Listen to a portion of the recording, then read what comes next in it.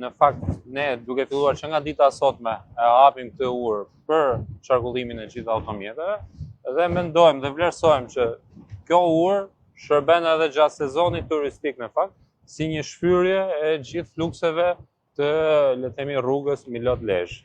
Ndërkohë për të kthyer të rruga Milot Lezhë, gjatë gjithë kësaj periudhe ne kemi patur shqetësime në lidhje dhe pretendime në lidhje me sigurinë e urës së Matit, që është ajo ura që lidh Lezhën me Milotin. Ne kemi komunikuar dhe bashkë pak gjatë gjithë kësaj kohe dhe ndi që strukturat e ARSH-s kanë shkuar dhe kanë bërë verifikimet për kacën terren. Mund na japësh pak një informacion si duket situata aty? Jo vetëm ministër, pra jo vetëm në urën Berlusconi që njihet, pra ura e re e Matit, ose ura Berlusconi, pasi ka qenë atëherë kryeministri Berlusconi në inaugurimin e saj. Ne kemi grupi inspektimit ose grupi inxhinierëve nga ARSH ka bërë vizitën e gjithë urave që ndodhen në administrimin e ARSH-s dhe unë mund garantoj që nuk jemi fare në kushtet siç mund të jetë spekuluar në media, jemi në kushtet plota sigurie, veçanërisht në këtë urë ku do t'ju jap disa detaje teknike që janë shumë të rëndësishme në fakt.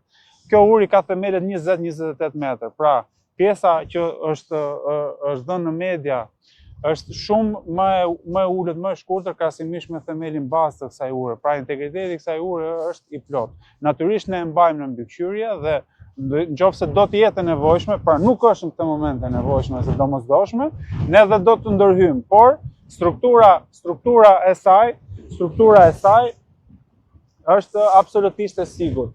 Një detaj tjetër shumë i rëndësishëm për këtë urë, për ta theksuar, ura e Matit, që është ajo ura që lidh pjesën e Milotit dhe Lezhës, janë bërë gjitha verifikimet nga strukturat e ARSH-s dhe është e sigurt, i ka gjitha, le të themi, konditat dhe kushtet që të jetë plotësisht e aksesueshme, por është duke u mbajtur në verifikim nga ARSH-ja dhe në këtë moment nuk kemi asnjë nevojë për ndërhyrje, por patjetër që strukturat e juaja të verifikojnë me kujdes.